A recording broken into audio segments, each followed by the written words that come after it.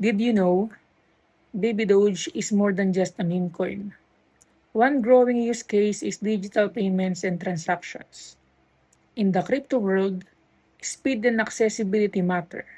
Baby Doge allows supporters to send and receive token across supported platforms, making digital transfer easier for communities around the world. Instead of relying only on traditional payment systems, crypto like Baby Doge opened the door to faster borderless transactions.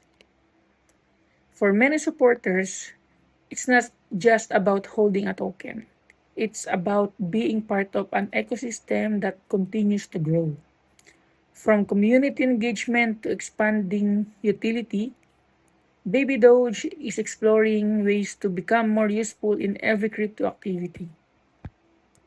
And as adoption grows, many believe Baby Doge could play a bigger role in how communities interact digitally.